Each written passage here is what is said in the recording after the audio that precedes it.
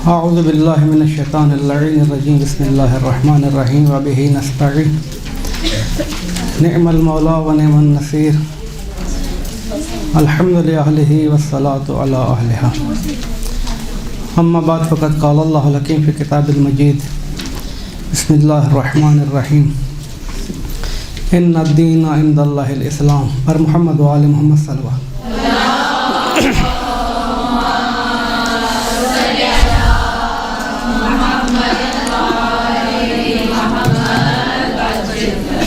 इरशाद रब्बुल इज़्ज़त है इन्नद-दीन इंदल्लाहिल इस्लाम, खुदा के नज़दीक पसंदीदा दीन दीन इस्लाम है। वमन यब्तग़ि गैरल इस्लामी दीनन फलन युक़बल मिन्हु, दीन इस्लाम के अलावा कोई दूसरा दीन लेकर मेरी गारगाह में हाज़िर हुए तो ये दीन कबूल नहीं होगा। ये एक कायदा कुलिया है कि जो दीन कबूल होना है रब्बुल इज़्ज़त की बारगाह में वो दीन दीन इस्लाम है। अब इस्लाम का दीन इस्लाम है, इसकी क्या तालीमात हैं, कौन सा दीन है, ये एक मुस्तकिल बाब है। दीन इस्लाम के अंदर मुसलमानों के फ़िरके खुद इला माशाअल्लाह बहुत ज़्यादा हैं। जिस दीन इस्लाम की हम बात करना चाहते हैं आज, वो दीन इस्लाम यानी जिसकी तर्जुमान शीयत है, वो दीन वो इस्लाम जो शीयत की शक्ल में मौजूद है। और हमारा दावा है नहीं शीयत का कि सही मानों में दीन हमें अहले बैत से मिला है, हम उसके वारिस हैं। अब हम दावे में कितने सच्चे हैं एक दूसरी बात है, लेकिन दीन जो अहले बैत से मिला है वो दीन हक है, कुरान की अमली तफसीर है। शीयत कहलाने के बाद अब शिया कौन है, चूँकि आज हमने पेश ये करनी है कि बर-ए-सग़ीर की शियों की तारीख़ क्या है, शीयत के मोहसिनीन कौन हैं, शीयत के खिदमत गुज़ार कौन हैं, शीयत यहाँ पर कैसे पहुँची, शीयत को यहाँ पर किसने तरवीज किया, शीयत को यहाँ पर किसने फैलाया। ये बहुत सारे मौज़ूआत हैं, लेकिन बर-ए-सग़ीर में शीयत के उन्वान से गुफ्तगू करने से पहले फ़कत दो जुमलों में याद करने कि शीयत से मुराद क्या है। ख़ुद शियों के अंदर बहुत सारे फ़िरके हैं, शीयत के नाम से बहुत फ़िरके हैं। इन फ़िरकों के ऊपर गुफ्तगू एक बहस है, लेकिन इसका आप इजमाली खाका देखना चाहें तो आप इससे अंदाज़ा लगा सकते हैं। 310 हिजरी में हमारे एक आलिम बुजुर्गवार का इंतकाल होता है, गैबत सुग़रा का ज़माना है, गैब मूसा नौबख्ती, और एक आलिम बुजुर्गवार हैं साद अशअरी।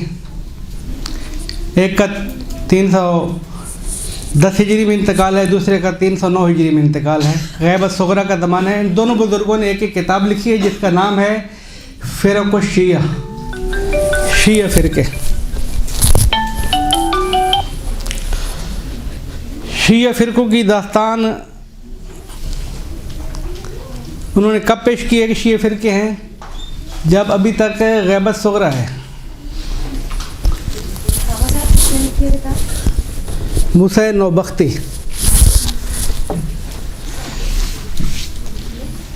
फ़िरक़ शिया यानी आप अंदाज़े से लगा सकते हैं कि 310 हिजरी में एक किताब लिखी जा रही है, आलिम जो लिखने वाला है वो शिया है, किताब का नाम लिख रहा है फ़िरक़ शिया। तो शियों के फ़िरके तो हैं। अब वो शियों के फ़िरके कौन से हैं, उनकी तालीमात क्या हैं, उनके बानियान कौन है, उनके मुरव्विजीन कौन है, ये एक दास्तान है। फिर इसको मैं नहीं पेश करना चाहता हूँ, लेकिन हमारा जो दावा है जिस वक्त हम यहाँ पर बैठे हैं, हम ये कहते हैं कि वो सही मानों वाले शिया, इस्ना अशरी, इमामी, 12 इमामों के मानने वाले, 12 इमामों की तालीमात को कबूल करने वाले हम हैं। बाकी कराची से फिलहाल वास्ता नहीं, इस गिरोह का तो ये दावा है, हम हैं। अब ये शिया कौन है, हमारा जो दावा है शियत के बारे में, तो कौन से शिया हैं हम, इमाम इस्ना अशरी। सही मानों में शियत की तालीम दो हिस्सों में आप इसको याद रख लें। या अली अंत वशियों का हुमुल फ़ाइज़ून, सरवर कायनात का फरमान है अली से ख़िताब करके, तुम और तुम्हारे शिया क़यामत के दिन कामयाब हो जाने वाले हो, क़यामत के दिन फैज़याब हो जाने वाले हो। ये तो ख़िताब है शियों को, अमीर अल मोमिनीन से। लेकिन वो शिया हैं कौन, सदी का तेरा सलामुल्लाह अलैह का वो बयान,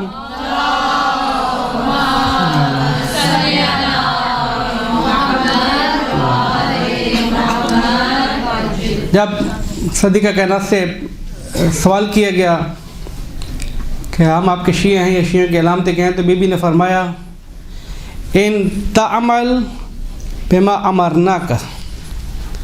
तफसीर अल बुरहान में सैयद हाशिम बहरानी ने बीबी के इस कलाम को कोट किया है, इन तामल बिमा अमरना का व इन तनहा मा ज़जरना का फ़अंत मिन शियतना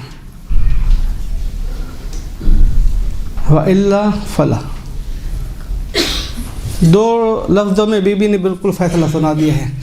इन तामल बिमा अमरना का, हर वो चीज़ जिसका हमने आप लोगों को हुक्म दिया है, जिसके बारे में हमने फरमाया कि ये काम आप लोगों ने करने हैं। इन तामल बिमा अमरना का, अगर जो हमने हुक्म दिया है उसको आप अंजाम देते हो। व तनहा अम्मा ज़जरना का, और जिस चीज़ से हमने रोका है उससे रुक रहे हो। व अंत मिन शियतना, फिर आप लोग हमारे शिया हो, हमारे अवामिर की पाबंदी करते हो, हमारे नवाही से रुक रहे हो, तो व अंत मिन शियतना, आप लोग हमारे शिया हो। व इल्ला फला, अगर नहीं तो फिर नहीं। अगर हमारे अवामिर की पाबंदी नहीं करते हो, हमारी रोकी हुई चीज़ों से नहीं रुकते हो, तो फिर हमारे शिया भी नहीं हो। अब हम अपने दावे में कितने सच्चे हैं, कितने हम बीबी के पैरवाकार हैं, कितने हम इमाम फरामीन को इताअत करते हैं, उनकी रोकी हुई चीज़ से रुकते हैं, ये हम अपने गिरबान से खुद और खुदा से फ़ैसला करते हैं। बाकी किसी का कोई बस चलने वाला नहीं है कि जो अवामिर हैं उसके ऊपर हम अमल करते हैं, जो नवाही हैं उनको हम रुकते हैं, ये नहीं रुकते हैं। ये मेरे और मेरे खुदा का मसला है। ये है शीयत की तारीफ़। शीयत की इस तारीफ़ के बाद अब हम आते हैं, क्यों शीयत एक जहानी मज़हब है अल्हम्दुलिल्लाह। कोई ऐसा दुनिया जहान में मुल्क नहीं है जहाँ पर कोई शीयत का वजूद ना हो। हर मुल्क में है, तो हर सारी तारीख़ तशय्यो पेश करना, वो भी 1470 तारीख़ तो मुश्किल है। हम फैलन आते हैं अपने मौजू की तरफ कि शिया बर सग़ीर में कब और कैसे आए और उनको तरवीज किसने की है। दूसरे अल्फाज में अगर आप खुलासे के तौर पे कोट करना चाहें तो बर सग़ीर की शिया तारीख़ और मोहसिनान तशय्यो, मोहसिनीन तशय्यो कौन है, हम बड़ी आसानी के साथ दर्स भी करते हैं, मजलिस भी करते हैं, अज़ादारी भी करते हैं, ज़ियारतों पे भी जाते हैं, ज़ियारतें भी कर रहे हैं। कोई रोकने वाला नहीं है, कोई टोकने वाला नहीं, कोई मुश्किल इजाज़ खड़ी होने वाली नहीं है। लेकिन सरज़मीन कुफ्र, हिंदुस्तान सरज़मीन कुफ्र है। इस कुफ्र के अंदर इस्लाम के बाद सही मानों में दीन तशय्यो की तरवीज, उसकी सही अक्कासी, और उस हालत में कि जहाँ पर शीयत का नाम लेना जुर्म है, कत्ल हो जाने के लिए तैयार हो जाए, उस हालत में शीयत को बचा के अमानतन हम तक पहुँचाया किसने है। हम जितनी आसानी से हम यहाँ पर शीयत के ऊपर एतराज़ात कर रहे हैं, जितनी लापरवाही कर रहे हैं शीयत से, इतनी आसानी से हमें ये शीयत मिली नहीं है। इसके पीछे बहुत कुर्बानियाँ हैं, बहुत कुर्बानियाँ हैं। सरज़मीन बर सग़ीर के अंदर इस वक्त 5000 के लगभग ऐसी मुक़्तदिर मुअल्लिफ़ीन, ऐसी मुक़्तदिर शख्सियात जिन्होंने अपनी जान का नजराना पेश करके शीयत को बचाया है। हमारे अंदर इतनी भी हिम्मत नहीं है माज़अल्लाह, यानी आप लोगों को खिताब नहीं, मुझे अपने हवाले से बात कर रहा हूँ कि हम किसी 5000 में से 5 के बारे में कोई ये कहें कि भाई गुफ्तगू कर लें कि शीयत को बचाने वाले 5000 में से 5 अफराद मुहिम हैं कौन से। यानी यहाँ पर 1% 2% की बात नहीं है, हज़ारों की बात है। हज़ारों में से एक को पहचान लें हम सही मानों में, उस 1000 में से वो आदमी एक ऐसा है कि जिसने शीयत को बचाया है। 5000 कुर्बान हो गए हैं, मुक़्तदर वैसे तो बहुत हैं, लेकिन हम 5 को भी नहीं जानते हैं। 40,000 के करीब किताब बर सग़ीर में शीयत की तर्जुमा लिखी जा चुकी है, तर्जमे हो चुके हैं, मार्केट खाली है।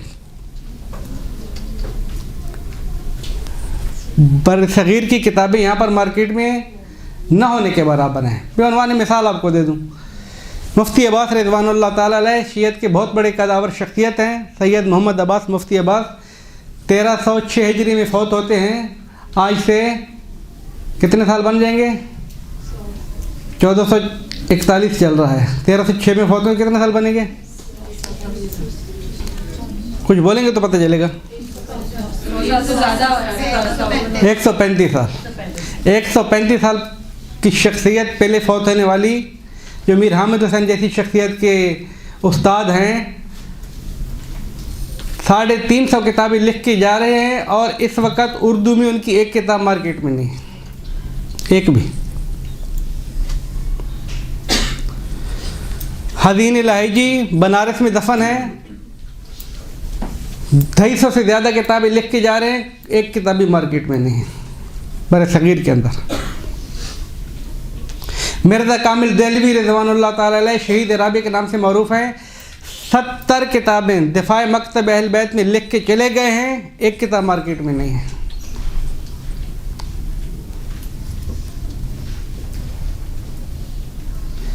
आज के आपके मुआसिरीन में से कितनी शख्सियत ऐसी गुजरी हैं?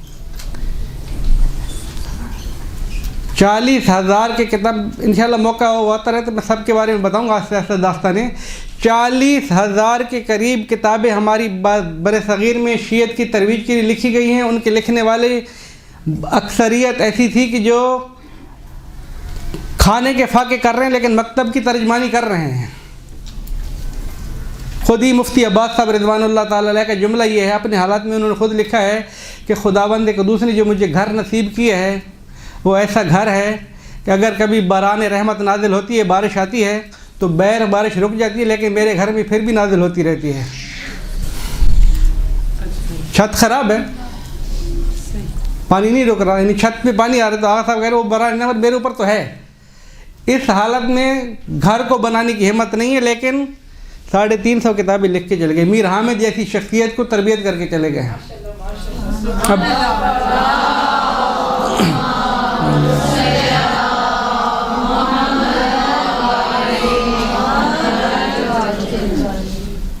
ये चंद एक कुल्लियात हैं कि जिनके ऊपर मैं आपको मसरूफ़ नहीं रखना चाहता हूँ, लेकिन एक दर्द दिल है।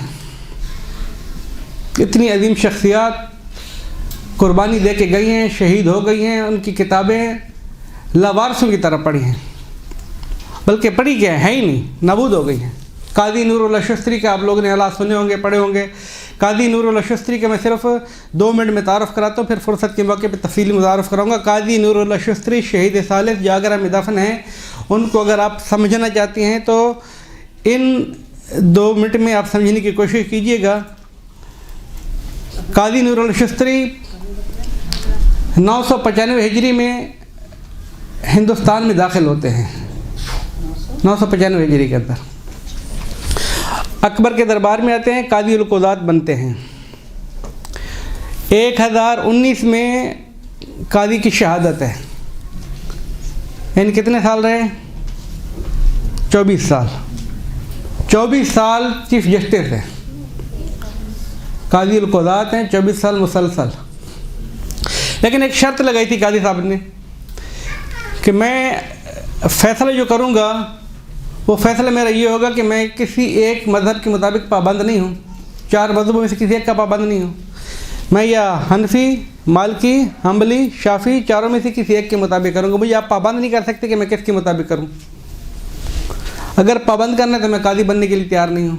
उन्होंने कहा ठीक है, या 4 से बाहर नहीं जाएंगे? उसने कहा बाहर नहीं जाऊँगा।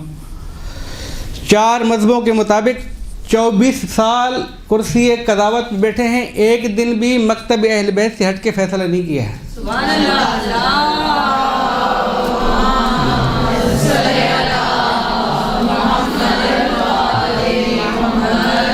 और जब शोर मचता था कि ये तो राफ़िदियों का फ़िक़ी का मसला है, ये तो शियों का मसला है, तो आगे सब कहते थे नहीं, मैंने कहा था ना मैं किसी एक मज़हब का पाबंद नहीं। ये देखो हनफी ने लिखा है, कभी साबित करते ये देखो शाफ़ी ने लिखा है, कभी साबित करते ये देखो हम्बली ने लिखा है। आप इस आदमी के बारे में, इस शख्सियत के बारे में फ़कत ज़हनी तौर पे फ़िक्र करें कि मज़ाहिब खमसा के बारे में उनकी फ़िक़ी इख्तिलाफ़ात के साथ कितना मवाद उनके जहन के अंदर है कि फ़ैसला अहल बैत के बारे में सुनाना है, लेकिन उनकी किताबों से साबित करके दिखाना है। ये ख़ुद तबाहुर इल्मी की दलील है। 24 साल उन्होंने ये क़ज़ावत की है। अब इनको समझें आप थोड़ी सी देर के लिए। हम सुबह उठते हैं, दोपहर में आते हैं, फिर थोड़ी देर काम शाम किए तो थक गए, चाय चाहिए, वो चाहिए, इस तरह चाहिए। कोई बोलेगा तो बच्चे भी नहीं बोलना चाहिए, चीख मारेगा, 5 घंटे से थके हुए हैं, ये बच्चे हमारी इसी तरह मार खा रहे होते हैं बेचारे ना। काजी साहब सुबह उठते हैं, नमाज के बाद तहज्जुद के लिए उठते हैं, तहज्जुद पढ़ के फिर अपनी कुर्सी कदावत पे आते हैं 8 बजे, असर तक कदावत की कुर्सी पे बैठते हैं। नोट कीजिएगा अभी। असर के बाद उलमा की महफ़िल लगती है, जलसा है, हर रोज़ महफ़िलें लगती हैं, उलमा की मीटिंगें होती हैं, तबसरे होते हैं, तबादला ख्याल होता है। मगरिब से पहले पहले, मगरिब के बाद ख़त्म हो जानी है महफ़िल। हर कोई जाए अपना खाना पाना खाए, नमाज़ पढ़े, आज दोबारा नमाज के बाद फ़ौरन आ जाए। कहाँ पर? अब अकबर का दरबार लगेगा। अब अकबर का दरबार लगना है, काजी साहब ने पहुँचना है वहाँ पर भी। उलमा की महफ़िल लगनी है, काजी साहब ने पहुँचना है वहाँ पर भी। अकबर के दरबार के बाद अकबर जब कभी 12 बजे थक रहा है, कभी 11 बजे थक रहा है, कभी 10 बजे थक रहा है, बादशाह जब उसका मूड आया, हाँ भाई बस अब थक गए, हम जाए अपने अपने घरों में जाए। अमूमन आधी रात के बाद काजी साहब आते हैं घर। सुबह नमाज तहज्जुद का उठा हुआ आदमी अब वापस आ रहा है घर आधी रात के बाद। अब बिस्मिल्लाहिर्रहमान, अब कलम उठा रहे हैं मकतब अहल बैत की तर्जुमानी के लिए। इन 24 साल के अंदर, जिन 24 साल के अंदर काजी साहब हिंदुस्तान में रहे हैं, 995 हिजरी से लेकर 1019 तक, इन 24 साल के अंदर काजी साहब ने 150 किताबें लिखी हैं। एक किताब भी हमारे पास नहीं है मजालिस ममनी के एक जिल्द के अलावा। 150 किताबों में से एक किताब भी कामिल हमारे पास यहाँ पर अभी नहीं है। इस वक्त जो मैं बैठा हूँ आपके सामने, एक किताब भी नहीं है। इतराज़ तो है हमारा कि भाई उलमा ने किया क्या है, लेकिन अभी तक हम ये समझ रहे हैं हमने उनका देखा क्या काम, हमें उनके काम की मार्फत कितनी है। जिस काजी साहब को 24 साल के अंदर, इस वक्त के अंदर अभी लिखनी है किताबें, हमने 24 साल के अंदर 150 किताब पढ़ी भी नहीं होगी। उन्होंने 24 साल के अंदर 150 किताबें लिखी, और किताबें भी कैसी। एक आगा साहब की किताब का नाम है इहकाकुल हक। इहकाकुल हक एक किताब है बड़े साइज। मीर हामिद साहब के बड़े भाई हैं सैयद इजाज़ हसन कंटूरी। सैयद इजाज़ हसन कंटूरी फरमाते हैं कि काजी नूरुल्लाह शुस्त्री रिज़वानुल्लाह ताला अलैह ने जो इहकाकुल हक लिखी है किताब, जितने अरसे के अंदर लिखी है, मैं ये कहता हूँ कि हम उतने अरसे में इस किताब को पढ़ ही नहीं सकते हैं। हम इतने अरसे में नहीं पढ़ सकते। काजी साहब की एक किताब है जिसका नाम है मसाइबुन नवासिब, कुम में छपी है, अभी अरबी के अंदर है, 2 जिल्दों के अंदर। अभी जो जदीद छाप हुई है उसकी तकरीबन हाशिया तारीख के सारे मिला के फरिश्तों के साथ 700 सफ़हात की ये किताब है। 700 सफ़हात की ये किताब काजी साहब ने जब किताब लिखी थी बिस्मिल्लाहिर्रहमानिर्रहीम, आज खुदावंद क़ुद्दूस ने मुझे तौफ़ीक दी है कि मैं फ़लाँ नासबी की या फ़लाँ दुश्मन अहल बैत की किताब का, एक किताब का जवाब है। मैं दूसरी किताबों के नामों में जाऊँगा तो फिर मुश्किल हो जाएगी, लंबा काम हो जाएगा। मीर शरीफ मखदूमी की किताब है शियों के ख़िलाफ़, उसका जवाब लिख रहा हूँ, उसका जवाब लिख रहा हूँ। आज मुझे खुदा ने तौफ़ीक दी है। किताब मुकम्मल हुई, आखिरी सफ़े पे अल्हम्दुलिल्लाह रब्बिल आलमीन, खुदावंद क़ुद्दूस का लाख शुक्र कि आज मुझे खुदावंद क़ुद्दूस ने तौफ़ीक दी कि मैंने इस नासबी की किताब का जवाब दे दिया, मेरी किताब कामिल हो गई है। ये किताब अब छपी है 400 साल के बाद, अब जदीद चाप उसकी 700 सफ़े के अंदर है। ये किताब का मुकदमा बिस्मिल्लाह के मैं आज लिख रहा हूँ, अल्हम्दुलिल्लाह कि मैंने आज ख़त्म कर दी है। ये किताब 17 दिन की तालीफ़ है।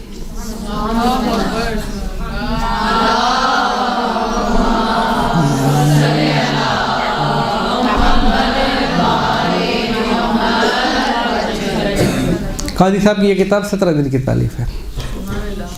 हमारे अंदर कितनी इसकी ज़रूरत है कि हम इस किताब को 17 दिन में पढ़ सकें। हमने तो फ़कत पढ़ना है। काजी साहब ने दुश्मन के इतराज़ात को समझना है, फिर उनको उनकी किताबों से जवाब भी देने हैं। जब ये किताब लिखी जा रही थी उस वक़्त कश्मीर के अंदर शियों के ऊपर बहुत मज़ालिम हो रहे थे। वहाँ पर आलिम उस ज़माने में बहुत कम थे। एक आलिम बुजुर्गवार थे कश्मीर के, सैयद अमीन कश्मीरी, उसने काजी साहब को ख़त लिखा कि क़िबला आप आलिम बुजुर्गवार हैं, हमारे पास शियों की किताबें नहीं हैं। यहाँ पर रोज़ाना शियों के ऊपर इतराज़ात होते हैं, मुनाज़रा करने के लिए हमारे पास किताब नहीं होती है, तो आप हमें किताब भेजें।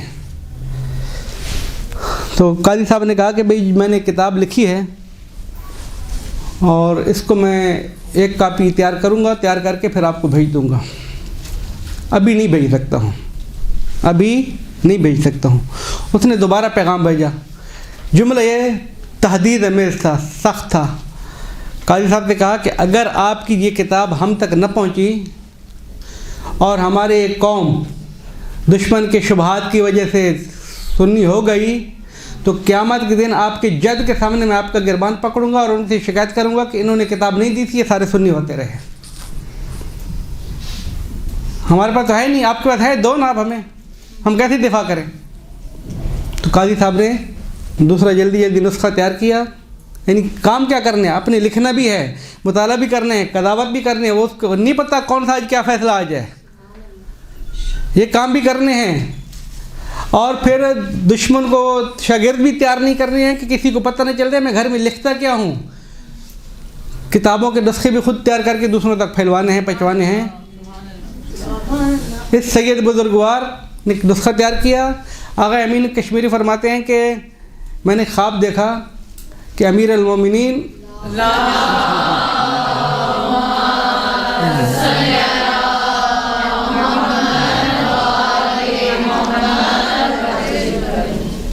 तीरों से भरा तरकश दे रहे हैं और तीर कमान दे रहे हैं और कह रहे हैं कि ये तीर लो, ये कमान लो, अब दुश्मन के ऊपर जितने मार सकते हो मारो। तो मैं सुबह उठा, नमाज़ पढ़ी, मैंने कहा मौला कि ये तीर कमान किस काम के हैं, मुझे समझ में नहीं आ रही, मैं कौन से दुश्मन को कौन से तीर मारूं, मेरे पास तो कुछ नहीं है। तो सुबह से पहले तलुए आफ्ताब से पहले जिस टाइम भी काजी साहब की ये किताब आगा तक पहुँच गई। उस वक्त उन्होंने ये ताबीर की कि ये तीर आ गए हैं अब मेरे पास। और फिर आगा साहब ने लिखा कि जब ये किताब मेरे पास आई फिर किसी दुश्मन अहले बैत को मैंने महफल में फतह याब नहीं होने दिया। यानी क्या, दुश्मन के एतराज़ात किन जहनों के ऊपर असर करते हैं, इस पॉइंट को याद रखिएगा। दुश्मन के एतराज़ात, दुश्मन कोई भी हो, अपना दाखिली दुश्मन हो मुनहरिफीन में से या खारजी दुश्मन हो, किन जहनों के ऊपर इतराज़ात असर करते हैं, जिनके जहन खाली होते हैं। खाली जहन इंसानों के ऊपर इतराज़ असर करते हैं, शुबात असर करते हैं, क्योंकि जहन खाली होते जो भर दो उसके अंदर। लिहाजा अपने और अपने बच्चों के जहनों को हकीकी तालीमात अहल बैत से पुर करें ताकि किसी दुश्मन की यहाँ पर साजिश चल ना सके। बहरहाल मैं ये सारी गुफ्तगू मुकद्दमाती कर रहा हूँ और अभी तक जाना है मुझे शुरू करने के लिए कि बरसगीर में शियत की तारीख़ शुरू कब हुई है। तो मैं इस मुकदमे को ख़त्म करता हूँ। ये थोड़ा सा झलकियाँ थी समझाने के लिए कि बरसगीर के अंदर मोहसिनीन कहते हैं। हम अभी बहुत जल्दी वापस जाते हैं शियायान बरसगीर की शियत की तारीख़ के एतबार से। अगर फ़ुर्सत मिली तो दूसरे कई मौक़ों पर 10 में इदामा देते रहेंगे, वरना शियत की तारीख़ बरसगीर के अंदर बहुत कदीम है, बहुत कदीम है। उसको मैं मुख्तसर करके मोहसिनीन की थोड़ी सी खिदमत पेश करूँगा। देखें, बरसगीर के अंदर शियत के अगर आप तारीख़ देखना चाहें तो ख़ुद अमीर अल-मोमिनीन के ज़माने से शुरू हो चुकी थी।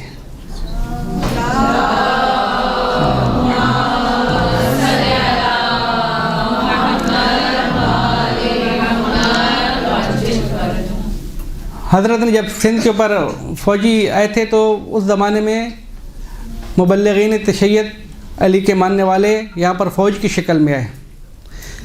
अच्छा, मैं एक बता दूँ जुमला ताकि उसमें फिर वक्तन फ़क्तन हम उसके ऊपर पॉइंट लग गया तो लगाते रहेंगे।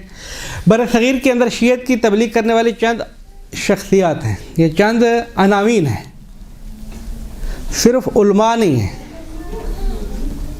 शियत की तरवीज दो किस्म की है। शियत की तरवीज, एक शियत की तरवीज है मोहब्बत अहल बैत, एक शियत की तरवीज है मारिफ अहल बैत।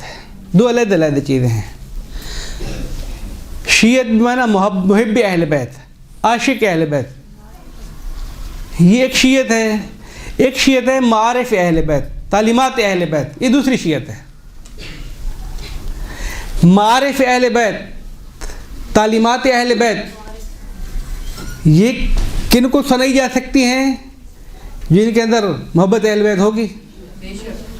दुश्मन को तो हम सुना ही नहीं सकते हैं। लिहाजा पहला मरला है मुहब्बत अहले बैत की तरवीज, इश्क़ अहले बैत की तरवीज, ख़ुद अहले बैत की तरवीज। बाद में देखेंगे कि अहले बैत कहते क्या हैं, अहले बैत ने तालीमात दी क्या हैं। लिहाजा ये दो किस्म की तरवीज के लिए दो किस्म के अलग-अलग शियत के, शिया एक ही है लेकिन हम फ़िलहाल दो किस्म की तस्वुर कर रहे हैं। एक खाली आशिक अहले बैत हैं और एक मारिफ अहले बैत के साथ आशिक अहले बैत हैं। तो ये दो किस्म की मुरव्विजीन की जो शियत है, इसकी तरवीज करने वाले चंद उन्वान हैं। उलमा फ़ौज बता रहा हूँ अभी थोड़ी देर में कैसे। बादशाहान, बादशाह। तीसरे अफराद जो तफजीली हैं लेकिन हैं सुन्नी। तफजीली एक फ़िरका है सुन्नियों का, सुन्नियों का फ़िरका है लेकिन तफजीली है। कौन तफजीली मैं भी बताता हूँ ताकि ये थोड़ी सी तशवीश आप लोगों को जहन से ख़त्म हो जाए कि भाई हाँ सुन्नी शियत कैसी तब्लीग कर रहे हैं। ये तफजीली हैं। एक हैं सूफिया कराम। सूफिया कराम की अक्सरियत सुन्नियों की है लेकिन शिया भी बाद अफराद हैं।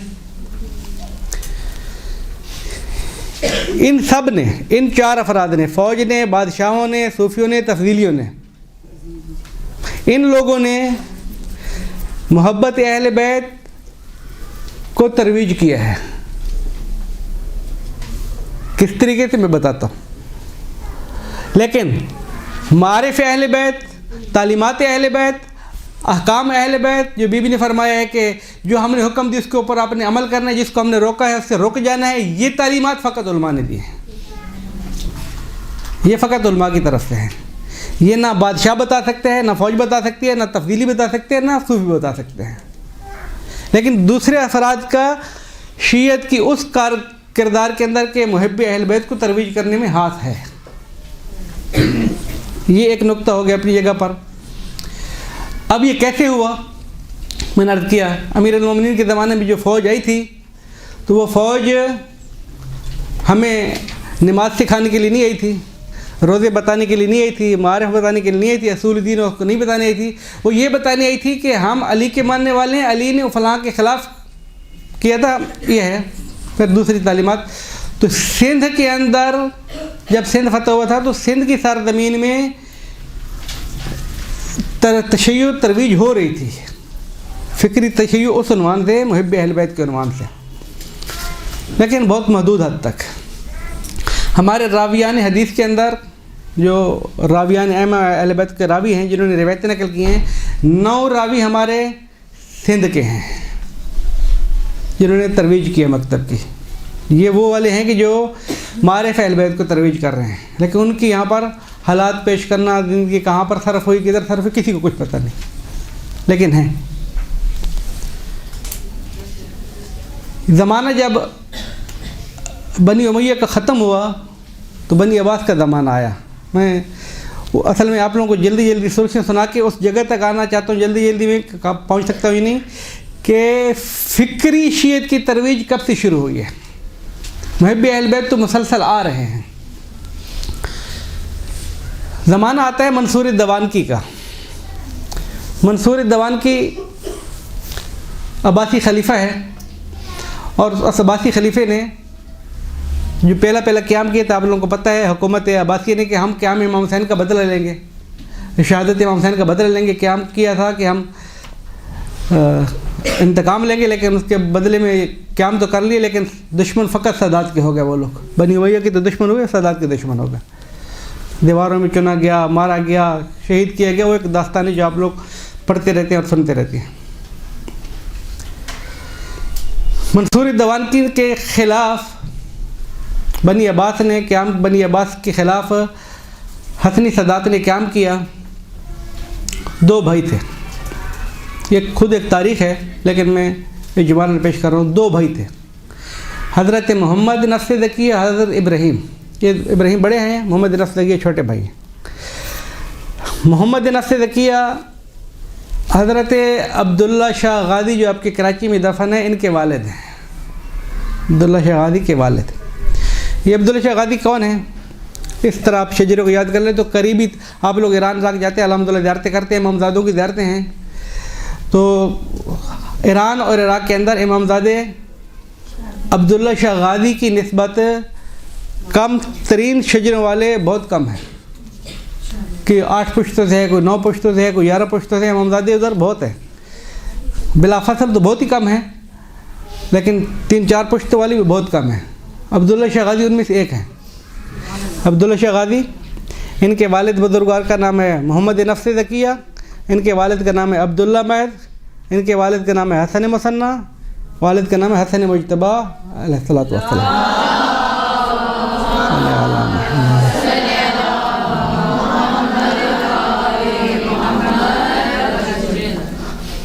ये अब्दुल्ला महद ये अब्दुल्ला शाह गाज़ी का दादा है। अब्दुल्ला शाह गाज़ी, मोहम्मद नफ्स ज़किया, अब्दुल्ला महद।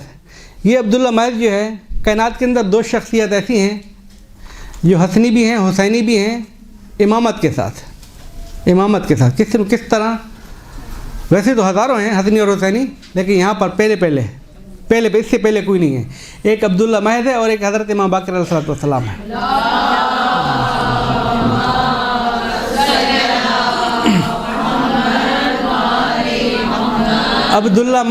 अब्दुल्ला महद के वालिद हसनी हैं, इमाम हसन मुज्तबा सगे दादा हैं। अब्दुल्ला महद के सगे दादा इमाम हसन मुज्तबा हैं। अब्दुल्ला महद के सगे नाना शहीद करबला हैं, इमाम हुसैन शहीद करबला। ये अब्दुल्ला महद हैं, वालिद की तरफ से हसनी, वालदा की तरफ से हुसैनी। अब्दुल्ला महद के दादा इमाम, नाना भी इमाम। उधर से इमाम बाक़िर हैं, दादा सैयद शुहदा, नाना जो हैं हसन मुज्तबा। ये 2 तरफा, वो हसनी सैयद, ये हुसैनी सैयद।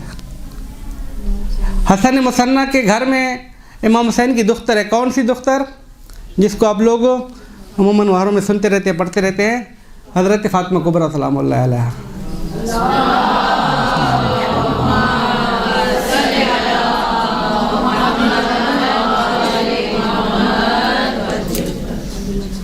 हज़रत फ़ातिमा कुबरा सलामुल्लाह अलैहा हसन मुसन्ना के घर हैं और अब्दुल्ला महद उनके बेटे हैं। आप लोगों ने पढ़ा है, सुना है कि इमाम हुसैन की जो हैं दुख्तरान कितनी हैं? तो अमूमन पेश किए जाते 2 बेटियां हैं, एक सकीना और एक फ़ातिमा। अमूमन है भी, ये अक्सर यही उलमा पेश करते हैं। अब मेरा ये मौजू नहीं है, लेकिन इत्तेफाक से अभी आ गया है। तो इस जगह पर हम ये मसला भी तकरीबन उलमा जो बाद अफराद नहीं मानते हैं, हज़रत शहज़ादा कासिम की शादी को नहीं मानते हैं, उसकी वजह ये होती है कि भाई कहाँ से हम मान लें, शादी हो ही नहीं है। जब अब्दुल्ला शाह गाज़ी की नानी जो है, दादी जो है, वो फ़ातिमा कुबरा हैं, बेटी वही हैं, दूसरी तो सकीना है, तो शहज़ादा कासिम की शादी कहाँ पर हुई है? तो एक मौजू अलग है, वो एक दास्तान है, लेकिन फ़ैलन जुमला कहते हैं तर्दल अलबाब आ गया है, तो मैं अर्ज़ कर रहा हूँ, लिहाजा वो मौजू नहीं है, उसको तरफ जाते नहीं है। ये अब्दुल्ला शाह गाज़ी के वालिद मोहम्मद नफ्स ज़किया और इब्राहीम जो इनके चाचा थे, इन दोनों ने अब्बासी के ख़िलाफ़ क़याम किया, मंसूर दवानकी के ख़िलाफ़, और खरूज करके इंतकाम लेना शुरू कर दिया कि अब्बासी ने जो मज़ालिम किए थे। तो हज़रत अब्दुल्ला शाह गाज़ी मंसूर दवानकी के ख़िलाफ़ शिया फ़ौज जमा करने के लिए, अहल बैत के मानने को जमा करने के लिए, अहल बैत वालों को इकट्ठा करने के लिए सिंध आए थे। तो एक फ़िक्र तो उनके जहन में थी ना कि आपको कोई कहे कि भाई वहाँ से जो है वो आज क्लास होने वाली है, तो अपनी तलबा को लेकर आओ, तो जहाँ पर भी आप भेजे जाएगा तो कोई होगा तो लेने जाएंगे ना। तो अब्दुल्ला शाह गाज़ी को सिंध भेजा जा रहा है कि अहल बैत के मानने वालों को वहाँ से लेकर आए जाए, फ़ौज इकट्ठी की जाए। तो इसका मतलब कुछ ना कुछ फ़िक्री ज़मीना हमवार है। लेकिन सबसे बड़ी जो यहाँ पर एक ताकत थी सिंध के अंदर शिया फ़िक्र की, वो था सिंध के इलाके मंसूरे का गवर्नर उमर इब्न हफ्स।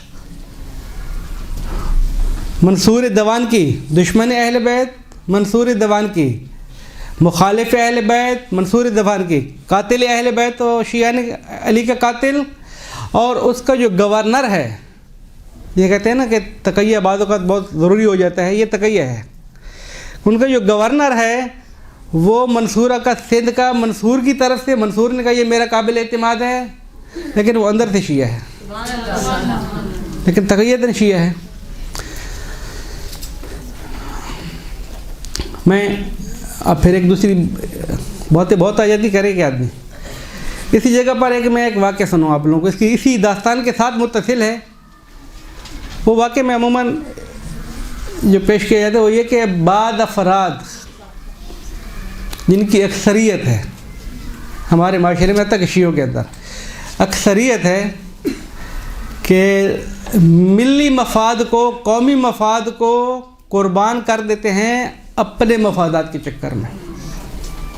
बहुत कम ऐसे अफराद आपको मिलेंगे कि जो देखेंगे कि भाई अगर मैं ये काम करता हूँ तो मेरा तो बेड़ा गर्क, मैं तो मर गया, लेकिन अगर ये मैं काम कर जाऊँ शीयत को उरूज हो जाएगा, शीयत कामयाब हो जाएगी, मेरी मिल्लत कामयाब हो जाएगी, मेरा ख़ानदान आगे निकल जाएगा, मेरा मज़हब आगे निकल जाएगा। अपने आप को, अपने काम को, अपनी नौकरी को, अपने मेंबर को, अपनी मस्जिद को, अपने वाला इला माशाअल्लाह, इन चीज़ों को कुर्बान करके मिली चीज़ों के ऊपर कुर्बान करना बहुत कम अफराद के अंदर ये सिफ़त है। हर कोई अपनी उसमें लगा रहता है कि मेरा मनफत कहाँ पर है। बाकी कुछ अफराद ऐसे होते हैं कि जो अपनी जानों को भी खेलते हैं, अपने कामों से भी खेलते हैं, अपनी हर चीज़ को दो पे लगाते हैं कि किसी तरीके से वो मकतब बच जाए। यहाँ पर एक दास्तान ऐसी जहन में आ गई अभी, वो इसी के दास्तान का एक हिस्सा ही है। अलबत्ता जब मंसूर दवान की को पता चला, कब पता चला कि हज़रत मोहम्मद नसरकी अब्दुल्ला शाह गाज़ी के वालिद को शहीद कर दिया, उनके चचा को भी शहीद कर दिया।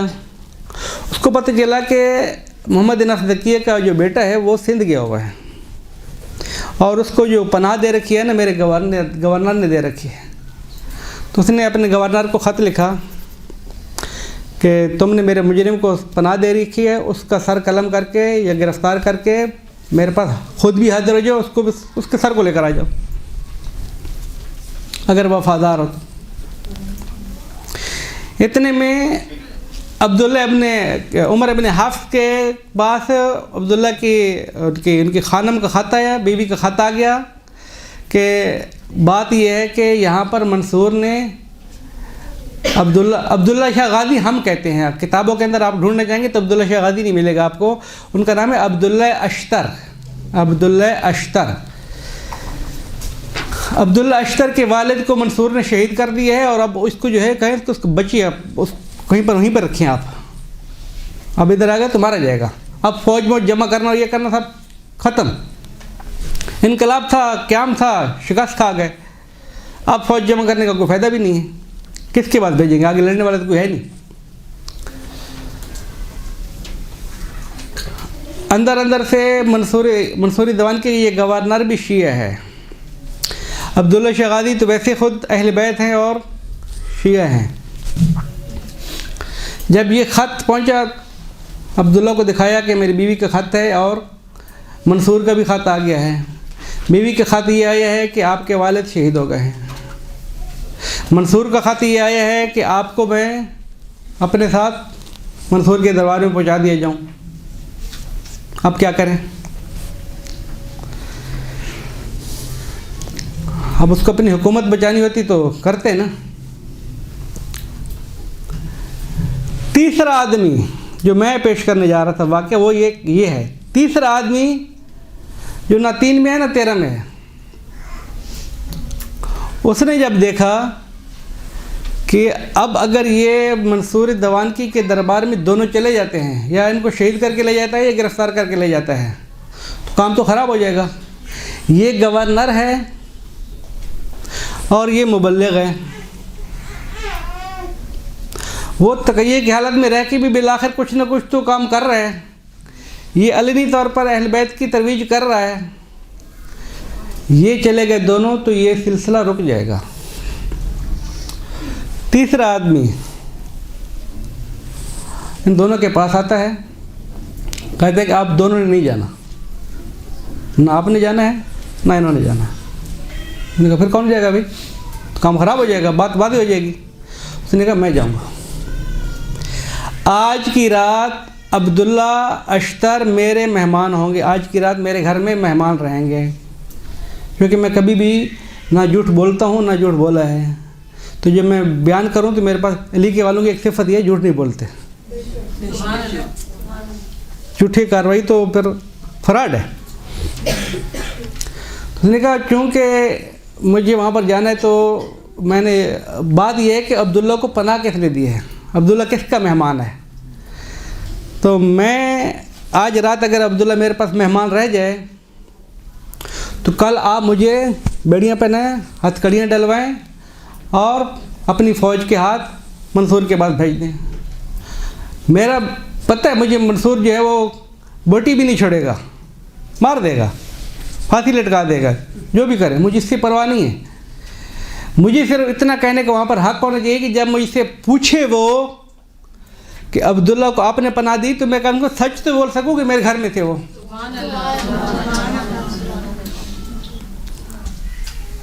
झूठ भी नहीं बोलना चाहते, इतनी बड़ी कुर्बानी भी देना चाहते हैं। इतनी बड़ी कुर्बानी तो झूठ बोल के भी दी जा सकती है, लेकिन वो झूठ भी नहीं बोलना चाहता है। कह रहा है कि मैं रात को मेरे पास मेहमान देंगे, लेकिन मेरे मेहमान के मैं उनको खुदाफिज नहीं करूँगा। वो मेरे मेहमान होंगे, रात को निकल जाएं, सुबह उठ के निकल जाएं। मैं अब मंसूर के पास, मंसूर ने जब दास्तान सुनी तो उसने कहा भी आपने अब्दुल्ला को पनाह दी? कहा बिल्कुल, मेरे घर का मेहमान है वो, मैंने पनाह दे के रखी थी, मेरे घर में रहता था वो। आखिरी रात जब मुझे गिरफ्तार किया गया तो मेरे घर पे था। अब इसमें तो कोई झूठ नहीं है ना। तो उसने कहा आपने क्यों पनाह दी? उसने कहा मैं अली का मानने वाला हूँ, हम तो अहल बैत के मानने वाले हैं, हम पनाह देंगे। उसने कहा सज़ा, उसने कहा मौत। बहरहाल एक दास्तान जो खुलासा कलाम, आप इस आदमी को देखें कि जिसके बारे में मौत को कोई परवाना है ही नहीं, इसकी कोई सज़ा नहीं है, गवर्नर की सज़ा है, मरना अब्दुल्ला ने है। ये क्यों बचा रहे दोनों को? ये फ़कत इसलिए बचा रहे कि मैं मर जाऊँ, मैं एक आम आदमी हूँ, मैं मर जाऊँगा कोई फ़र्क नहीं पड़ेगा, लेकिन आप अगर मर गए तो आगे काम को कौन बढ़ाएगा? इसको कहते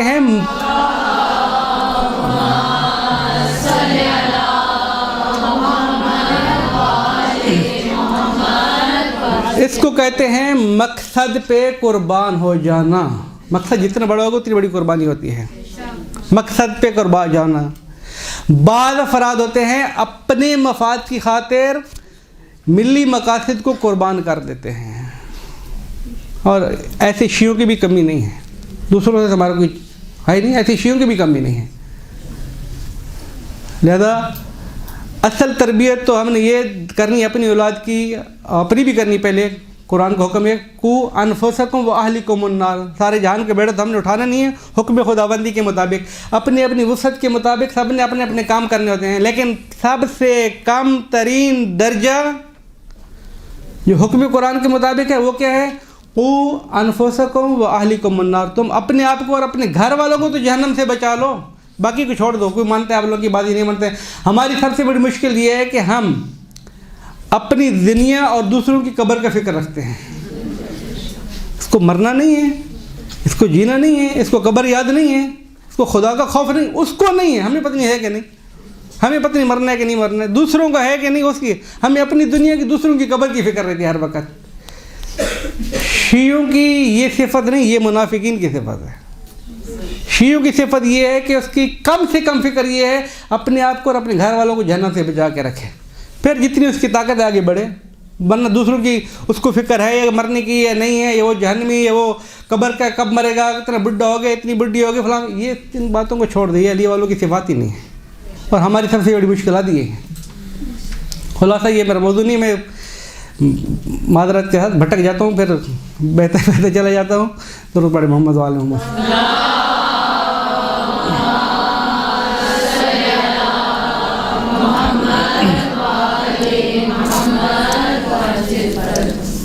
यहाँ से यानी 151 हिजरी 150 हिजरी के अंदर यहाँ से शीयत की तबलीग आहिस्ता आहिस्ता शुरू हुई है। सिंध के अंदर पहले सैयदजादे हैं, हज़रत अब्दुल्ला शाह गाज़ी पहले। अच्छा, यहाँ पर एक फिर दूसरे का वाक़या याद आ जाता है। देखिए, हमारे अंदर एक माशरे में एक रिवायत मशहूर है, लगता है ऐसा है कि आज हम अपने मौजू पे पहुँच ही नहीं पाएंगे। एक हमारे यहाँ रवायत माशरे में रिवायत मशहूर है। वो क्या है, हज्जाज बिन यूसुफ ने जब सिंध के ऊपर हमला किया था, किताबों में भी है और ज़ाकिरीन और खुतबा हज़रात तो बहुत पढ़ते रहते हैं मेंबर के ऊपर, लेकिन बाद ऐसी चीज़ होती है कि जिनको शोहरत हो जाती है, लेकिन आदमी इंसान दिक्कत करता है, जब आगे बढ़ता है तो सर पकड़ के बैठ जाते हैं, इस बात की शोहरत हो ही कैसे है। एक शोहरत ये है कि मोहम्मद बिन कासिम ने जब सिंध के ऊपर हमला किया तो सदात आए थे यहाँ पर राजा दाहिर के पास पनाह लेने के लिए, उन सदात को गिरफ्तार करने के लिए आए थे। ये आप लोगों ने बात सुनी हुई है? कितनों ने सुनी हुई है? हाथ खड़ा कर दे ज़रा। माशाल्लाह, सब ने सुनी हुई है।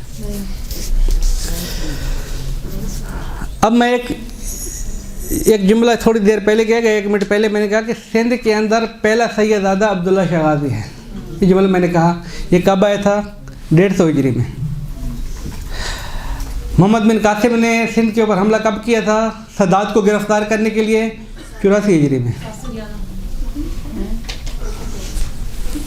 84 हिजरी के अंदर। अब सवाल ये है, इधर से अब एक ही बात दुरुस्त हो सकती है ना कि जो सैयदादा पहला सैयदादा अब्दुल्ला शाह गाज़ी 150 हिजरी में आ रहा है, ये पहला सैयदादा है, इसको एक या तो कबूल किया जाए, या फिर एक सदात का गिरोह आया हुआ है सिंध के अंदर पहले जो 100 हिजरी से पहले, तो फिर अब्दुल्ला शाह गाज़ी पहले सैयद नहीं होंगे? पहले सदात आ चुकी है, हसनी और हुसैनी सारे आ चुके हैं, काफ़िले के काफ़िले आ चुके हैं। यहाँ तक तो कहा जाता है कि एक बूढ़ा सैयद भी उनको मिला था, फला एक लंबी दास्तान। मैं थोड़ी सी सख्ती के साथ अगर याद कर दूँ कि कुल्लुहुम, ये दास्तान बातिल है, झूठ महज है, किज़्ब महज, ये कहते हैं किज़्ब सरी, किज़्ब सरी है, झूठ। क्यों? एक नुक्ते के साथ आप लोग थोड़ा सा तवज्जो कीजिएगा। सैयद हमारे पास अलवियों को छोड़ के या इमाम हसन की औलाद हैं या इमाम हुसैन की औलाद हैं, हसनी सदात और हुसैनी सदात, फातमी सदात, अलवी सदात जो बनी हाशिम की दूसरे, वो तो फ़िलहाल हमारे मौजू नहीं है। एक चीज़ जो साबित शुदा है वो ये है, हज़रत इमाम ज़ैनुल आबिदीन अलैहिस्सलाम के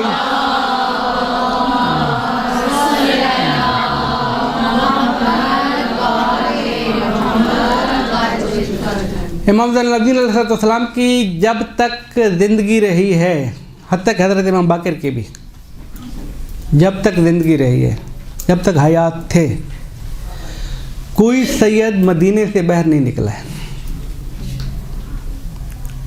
कोई सैयद मदीने से बाहर नहीं आया है। हज़रत इमाम ज़ैनुल आबिदीन की मौजूदगी में सैयद थे कितने?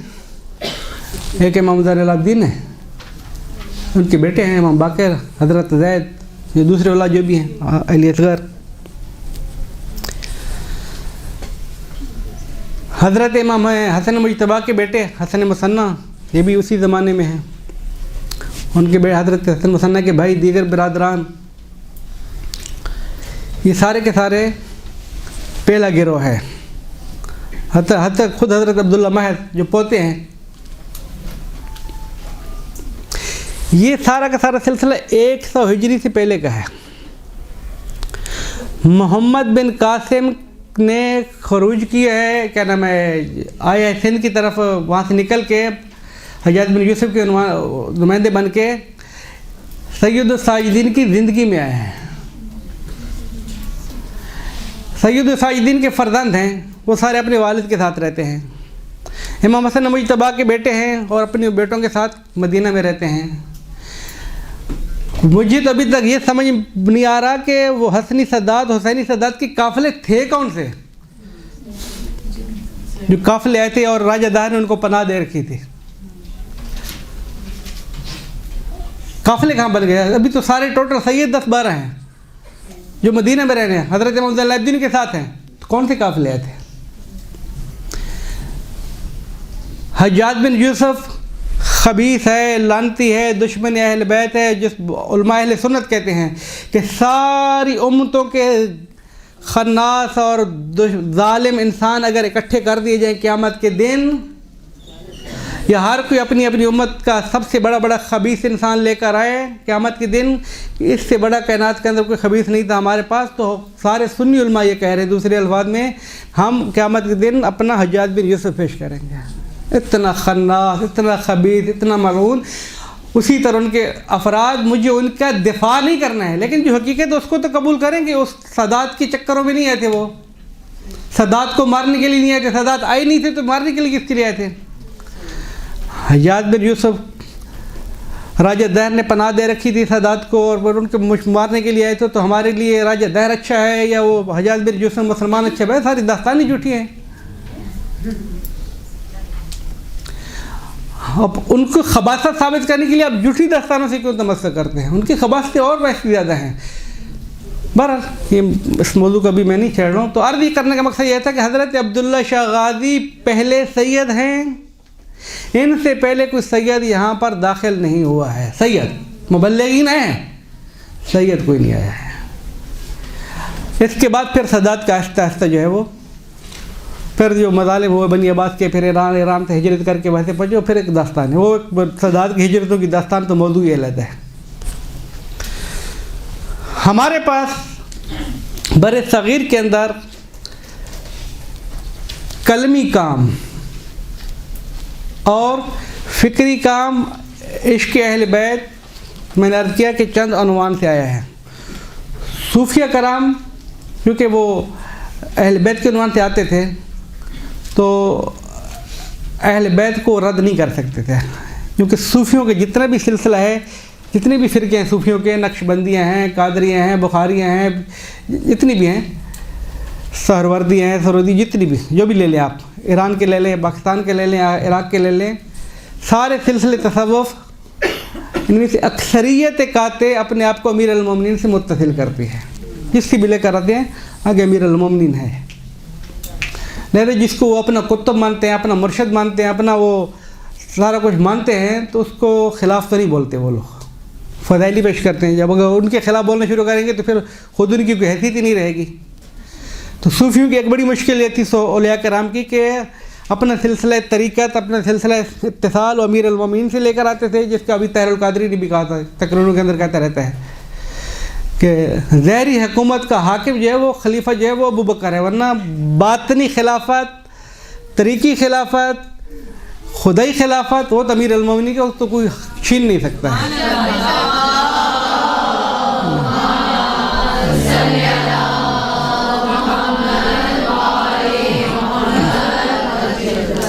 लिहाजा सूफ़िया कराम इस सिलसिले के साथ मुत्तसिल है। तो सूफ़िया कराम ने जितनी भी है अहल बैत के कुछ न कुछ उन्होंने कसीदे पेश किए, तो अब उनका किरदार क्या रहा, उनके तालीमात क्या रही? तालीमात तो बाद में इनराफ़ी हो जाती थी उनकी, अहल बैत की तालीमात से तो हट रहे थे वो लोग, फ़ज़ाइल पेश करते थे।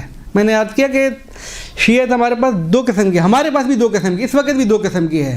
एक फ़कत या अली वाले हैं, नमाज के करीब नहीं जाना है, नारा हैदरी फ़कत, ना रोज़ा रखना है, ना नमाज़ पढ़नी है, ना पर्दा करना है, ना कुछ और काम करना।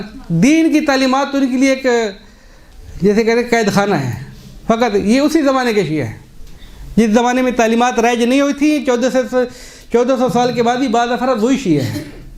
हम तो अली के मानने वाले, जहन्नम हमें क्या कहेगी। लेकिन 1400 साल से जो तालीमात हो रही हैं उसकी भी एक गिरोह शियों का है। उस ज़माने में भी था जो अपने आप को कुर्बान कर रहा था। अभी मैंने वाक़या सुना है, मकसद बच जाए, और अभी भी हैं अल्हम्दुलिल्लाह। अभी ताज़ा आप लोग के सामने कासिम सलमानी शहीद हुए हैं। हमारा ये मौजू नहीं, लेकिन एक वाक़या इत्तेफाक से आ गया है। तो कासिम सलमानी से जब इंतखाबात में कहा गया था कि आप रियासत जमहूरी के उसमें खड़े हो जाए तो आपके लिए सिपाह भी मदद करेगी, फ़ौज भी मदद करेगी, ये भी मदद करेंगे, दूसरे अफराद भी मदद करेंगे, तो आपका सदर बन जाना यकीनी है, आ जाए वोटों के अंदर आप। तो कासिम सुलेमानी ने क्या कहा था, मैं फ़ौजी होकर मरना चाहता हूँ, मुझे इन चीज़ों की ज़रूरत नहीं है। ये कमाल है ना। हम तो छोटी छोटी कुर्सियाँ तो बहुत ज़्यादा हैं। एक साहब नाराज़ हुए हैं, आलिम बुजुर्गवार नाराज़ हुए हैं, अमामा पहने हुए, गिरोह छोड़ दिया था। व्हाट्सएप को मैं इत्तेफाक से देख रहा था, तो उसने कहा कि मैं छोड़ रहा हूँ क्योंकि मुझे एडमिन से काट दिया गया है। अब मैं, ये हमारे लिए बहुत मुहिम है व्हाट्सएप का एडमिन रहना। तो जब ये कुर्सी हमारे लिए मुहिम है तो वहाँ तो आप क्या समझते हैं। हाँ, ये मुश्किल है कि पोस्ट से हटाया जा रहा है, लेकिन वहाँ एक आप सदर बनना आपका यकीन ही है। नहीं, मैं एक फ़ौजी बनना चाहता हूँ। ज़्यादा ये जब तक है ना अंदर शैतान, काम तो हमें नहीं करने देगा। इसको पाक करना ज़रूरी है। हमारे एक बहुत बड़े आलिम गुज़रार, मादरत है, मैं कुछ मौजूद हट के कुछ और भी बातों का यहीं करता रहता हूँ। हमारे एक दोस्त थे तो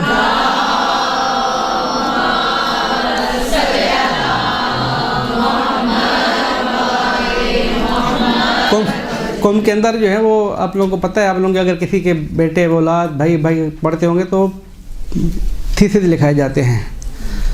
तो हम बाद बिरादरान की क्या नाम है थोड़ी बहुत रहनुमाई करने के लिए हमें भी मौका मिल जाता है। तो एक बिरादर थे मेरे पास आए, बल्तिस्तान के थे।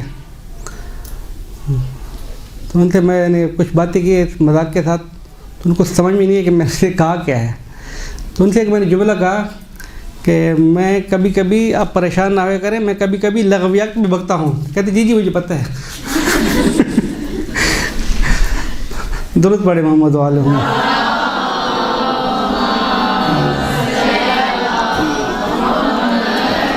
तो ज़्यादा ये थोड़ी बहुत लग़वियात आ जाती हैं, इसको आप तहम्मुल करेंगे।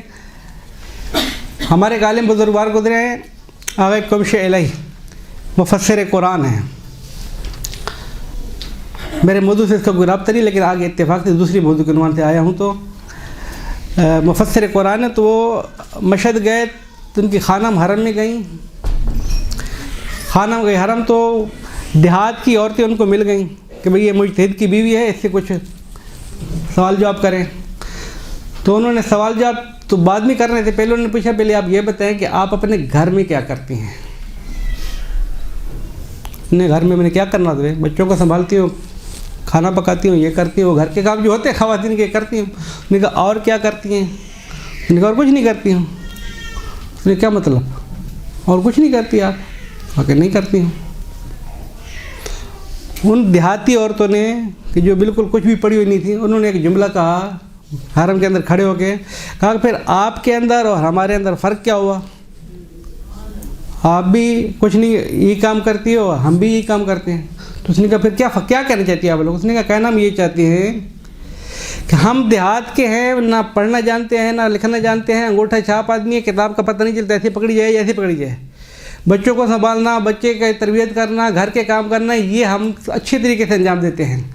आप मुजतहिद के घर में रह रही हो, आप भी ये करती हो, तो आपके मुजतहिद के घर में रहने का फ़ायदा क्या है? कुछ और नहीं करती हो तो वो तो चकरा गई बेचारी। उसने कहा मैं तो मुझे समझ में नहीं आ रहा मैं क्या करना चाहिए, मुझे कुछ भी पता नहीं है। घर आ गए, घर आके उन्होंने कब्श इलाही से बात की कि आज मुझे कुछ ख़वातीन मिली और इस तरह से मेरे साथ बात की। कब्श इलाही जो है सर पकड़ के बैठ गए। उन्होंने कहा कि ये ख़वातीन हो सकता है ख़वातीन हो, लेकिन मुझे तो लगता है कि खुदा ने कोई मलाइका भेजे थे ख़वातीन के चक्कर में मुझे दर्द देने के लिए, मुझे दर्द देने के लिए। अब वो बेचारी और परेशान होगी कि ये क्या बात है। उन्होंने कहा क्या मकसद? उन्होंने कहा मकसद ये है कि अगर, अब थोड़ी सी तवज्जो कीजिएगा, अगर क़यामत के दिन खुदावंद क़ुद्दूस की बारगाह में मैं कब्श इलाही मुजतहिद मुफस्सिर कुरान पहुँचूँ और मेरे साथ गधा भी आ जाए, गधा, तसव्वुराती गुफ्तगू हो रही है ना, हकीकत में तो नहीं हो रही, तसव्वुराती गुफ्तगू हो रही है, मेरे साथ गधा भी आ जाए और गधा खुदावंद क़ुद्दूस के बारगाह में खुदा से खिताब के या रब्बे करीम, ऐ मेरे मालिक, तुमने मुझे गधा पैदा किया है, इसको तुमने इंसान पैदा किया है। बच्चे पैदा करना, बच्चों की तरबियत पैदा करना, बच्चों के लिए ग़िज़ा का बंदोबस्त करना, पेट पूजा करना, ये करना वो करना, ये और ज़िंदगी भर काम करना। मैंने बच्चे भी पैदा किए, बच्चों को पाला भी है, काम इससे ज़्यादा किया है। गधा है ना, गधा तो इंसान ज़्यादा काम कर, काम इससे ज़्यादा किया है। इसने बच्चे पाले, काम किया, अपना पेट पाला। मैंने बच्चे पाले, काम किया, अपना पेट पाला। मेरे और इसके दरमियान फ़र्क है, आपने इसको क्यों अशरफुल मखलूक बनाया है, मुझे क्यों गधा बनाया है? अगर काम इसने भी वही करने थे, काम मैंने भी यही करने थे, तो मैं गधा, ये अशरफुल मखलूकात, वो कौन सी चीज़ थी जिसका आपने इनके सर पे ऊपर ताजे अशरफुल मखलूकात रखा है? वो तमगे की मुझे बात बताएं। कुमशे अलैहि फरमाते हैं कि अगर खुदावंद कदूस मुझसे खिताब कर दे, अरे कुमशे इस गधे को राज़ी कर लो, चले जाओ जन्नत के अंदर। तुमने क्या काम अच्छे किए थे कि जो तुम्हारे और गधे के दरमियान फ़र्क है? ये औरतें कह रही थी कि आप मुजदिद के घर में रहती हो, जो काम आप करती हो वही हम करते हैं, हम तो कुछ भी पढ़े लिखे नहीं, तो मुजदिद के घर में रहने का फ़ायदा क्या है? तो जुमला यहाँ पर ये आ गया है कि अगर अली के मानने के बावजूद, शिया हो जाने के बावजूद, हमारे और उन लोगों के दरमियान जो खुदा को मानने के लिए भी तैयार नहीं है, किरदार यही रहे, सुबह से उठे तो नौकरी करनी है, दुकान चलानी है, ये करनी है, वो करनी है, कमा के पेट पालना है, बच्चों का अपना का इबादत है, इसमें और बात नहीं करूँ। लेकिन अगर सारी ज़िंदगी गुजारनी इसी के अंदर है, बच्चों का पेट पालना है, घर को चलाना है और ये करना है वो करना है, तो वो तमग़े अशरफुल मखलूक़ियत मेरे अंदर और उस हिंदू के अंदर और उस मुल्हिद के अंदर क्या फ़र्क होना चाहिए? मैंने जुमला पहला सदीक़ तेरा सलाम अलैह इसलिए कहा था। बीबी ने फरमाया शियत की अलामत क्या है जिसके हम शिया बनना चाहते हैं? वो यही है जिसका हमने हुक्म दिया है अगर आप लोग करते हो, जिससे हमने रोक लिया अगर आप लोग रुकते हो, फ़अंत मिन शियतिना व इल्ला फला। जिन शियों की दास्तान में सुनाने जा रहा हूँ अभी, अब तो बहरहाल वो शिया ऐसी होने चाहिए हकीकत में, लेकिन जिन्होंने कुर्बानियाँ दी हैं मकतब अहल बैत के ऊपर, जिनकी मैं दास्तान सुनो, एक वाक़या सुनाऊंगा, मेरा वक्त बिल्कुल ख़त्म ही हो गया है। सिर्फ एक वाक़या, मैं अब सारे हालात ख़त्म करके एक जगह पे आ रहा हूँ। सिंध के एक आलिम बुजुर्गवार हैं सिंध के, क्योंकि हालात बहुत हैं, इसके ऊपर अगर अशरे भी पड़ जाए तो कम रहेंगे, लेकिन आज वाकई ठट्ठा के रहने वाले हैं, सुन्नी और मसलक हैं। तवज्जो से सुनिएगा, इस मज़लूम दास्तान शायद आखिरी दास्तान। सिंध के ये आलिम बुजुर्गवार जिनका नाम है अहमद ठठवी, अहमद ठट्ठा के रहने वाले हैं, सुन्नी हैं, हनफी हैं। उनको अमीर अल-मोमिनीन ने, कादी नूरुल्लाह शुस्तरी ने अपनी किताब मजालिस अल-मोमिनीन ये वाक़या लिखा है। कादी के दोस्त थे, कादी नूरुल्लाह के दोस्त थे, वो मुआसिर हैं। लिखा है कि एक दिन अमीर अल-मोमिनीन ख्वाब में आते हैं और कहते हैं कि तफसीर कशाफ की आयत जो विलायत से मरबूत है उनकी तिलावत करें आप, तफसीर कशाफ की। ठट्ठवी साहब सुबह उठे, अपनी लाइब्रेरी को देखा तो किताब नहीं है। अपना उनका वालिद जो था ठट्ठा का कादी था, तो वालिद से कहा कि तफसीर कशाफ, उसने कहा नहीं है। ठट्ठा एक ज़माने में इल्म का मरकज़ था, देखा भाई का खुलासा कशाफ नहीं मिली उनको। तफसीर कशाफ आज तो उर्दू में भी है, फ़ारसी में भी है, अरबी भी है, हर ज़बान में है, लेकिन उनको नहीं मिली। कुछ अरसे बाद एक आदमी, अब्दुल्ला नाम का आदमी है कि जो मशहद से आ रहा है सिंध में तिजारत करने के लिए। जब ठट्ठा पहुंचा तो उसने पूछा यहाँ पर कोई अहमद नाम का कादी दादा रहता है? मैंने कहा हाँ रहता है। दास्तान लंबी, लेकिन मैं जिसकी तरफ जा रहा हूँ जल्दी जल्दी सुर्खियाँ सुना के वो एक नुक्ते पे पहुँचना है। तो जब मुलाकात हुई तो उसने कहा भाई ये किताब ले लें आप। उसने कहा क्या किताब है? उसने कहा तफसीर कशाफ। उसने कहा किस तरह के, आपको किस तरह बताया? उसने कहा कि मैं जब मशहद से निकल रहा था, अमीर अल-मोमिनीन ने मुझे ख्वाब में आके अमर फरमाया कि ये किताब यहाँ से ख़रीदो और उनके हाथ तक पहुँचाओ।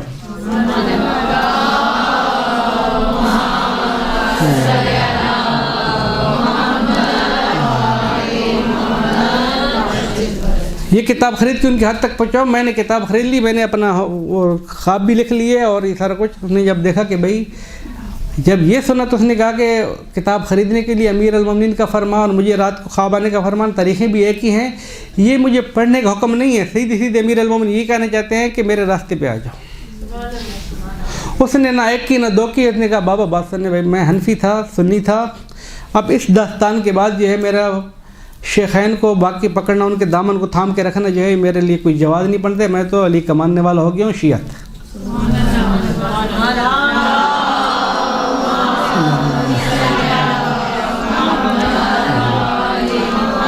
शियत का ऐलान करने के बाद उसके वालिद ने कहा कि क्या हो गया भाई, मैं इस इलाके का काजी हूँ, का हनफी हूँ, मसलक हमारा ये है, अगर आपका पता चल गया शिया तो फिर तो मुश्किल हो जाएगी।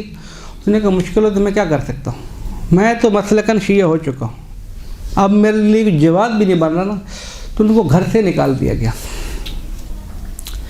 घर से निकाल दिया गया। वो आए मज़ीद नजफ़ व करबला ज़ियारतें पढ़ने, मज़ीद पढ़ने के बाद खुलासा करूँ, अकबर के दरबार में पहुँच जाते हैं। अकबर के दरबार में जो है वो आ गए फतहुल्लाह शिराज़ी, कादी नूरुल्लाह शुस्तरी, हकीम जो दूसरे बिरादरान थे, फैज़ी और अबुल फज़ल वगैरह, सारे के सारे शिया वहाँ पर मौजूद हैं।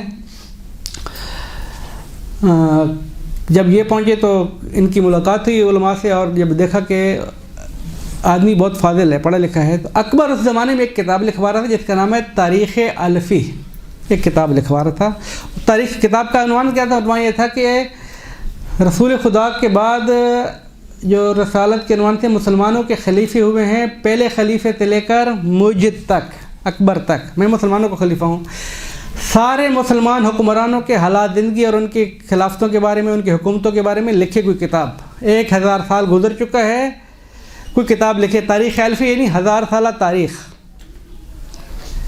अब किताबें भी बहुत कम उस ज़माने में, और उनके पास मनाबे मसादिर भी बन रहे हैं, टीम बनती है, नहीं लिख पाती है, वो आते हैं नहीं लिख पाते हैं। जब ये पहुँचे तो उनसे जब बात हुई तो उसने कहा मैं लिखूँगा। इनका भी अल्हम्दुलिल्लाह बाग़ भरा हुआ था, इन्होंने लिखना शुरू कर दी। एक किताब क्या, बहुत सारी किताबें और भी लिखी। ये किताबों की फ़िलहाल दास्तान नहीं, सुनानी, लेकिन अर्ज़ करना, खुल के शियत का ऐलान कर रहे थे, खुल के। तो इनसे कहा गया कि आप ये काम ना करें, खुदा का खौफ करें, मारे जाएंगे। उसने कहा भाई मारे जाएंगे, जो शिया पहले से यहाँ पे रहते हैं वो अपने आप को छुपा के रखें, मैं तो कुछ नहीं कर सकता हूँ। मेरे बारे में तो सबको पता है कि मैं सुन्नी सी शिया हूँ, मैं अपने आप को कैसे छुपाऊँ? मेरे बारे में सबको पता है, नहीं तो मैं तो अलनी गुफ्तगू करूँगा। तो वो अलनी तौर पर शिया थे। खुलासा किताब उन्होंने लिखी, बहुत सारी किताबें लिखी, लेकिन उनके एक दिन रात को है दरवाज़ा खटकता है। मैं बहुत जल्दी में हूँ आपको, ताकि वाक़या रह न जाए। दरवाज़ा खटकता है, एक आदमी आता है, मिर्ज़ा फुलाद नाम का आदमी, मिर्ज़ा फुलाद। दरवाज़ा खटखटाता है, काजी साहब बाहर निकलते हैं, अहमद ठठवी। वो कहते हैं भाई आपको फलां हकीम साहब ने बुलाया है। दोस्त हैं उनके। गली में ले गए तो गली तारीख, उसने तारीख अंधेरे में खंजर का वार किया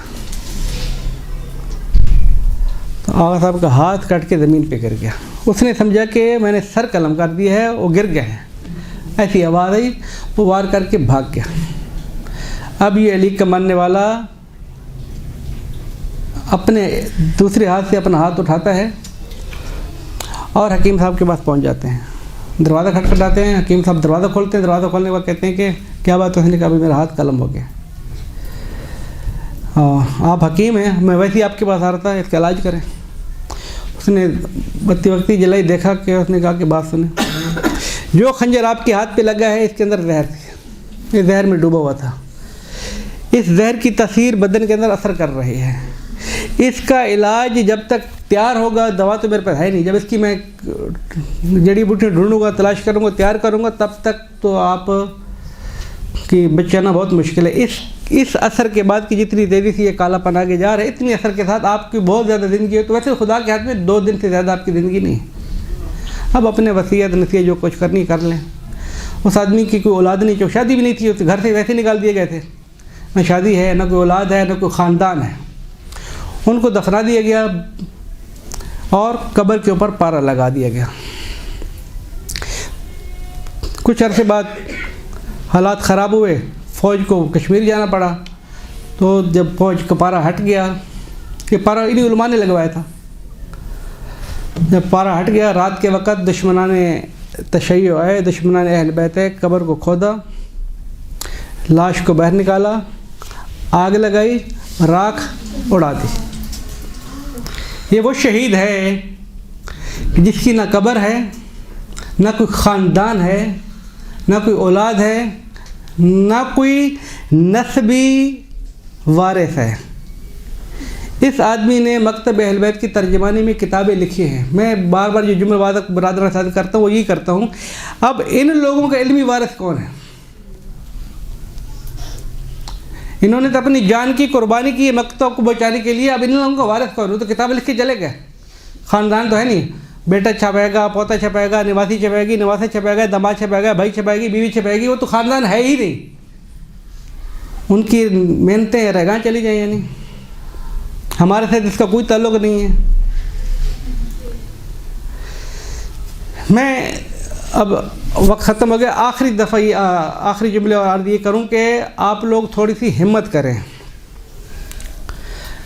उस जुमले खुदा के हुक्म के मुताबिक, कू अनफुसकुम व अहलिकुम अन्नार, अपने आप को और अपने घर वालों को आग से बचानी। आग क्या बदला? आग तो जल नहीं रही है, जो हम जला रहे हैं नाफरमानी खुदावंदे कुदूस करके।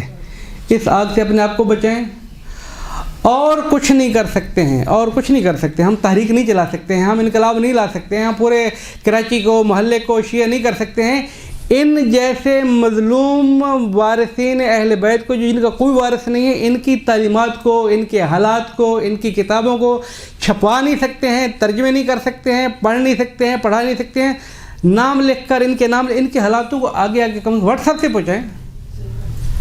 कुछ तो इन लोगों की खिदमत करें, हम कुछ तो मकतब की तर्जुमानी करें। इतने हम लावारिस हो गए कि हमें अपने मोहसिनीन का पता ही नहीं है कि वो मोहसिनीन हमारे थे क्या, मकतब हम तक पहुँचाया किसने है, ये शीयत हम तक अपनी कुर्बानी दे के लाया कौन है। हम लावारिस हो गए, बिल्कुल हम उनके लाताल्लुक़ हो चुके हैं।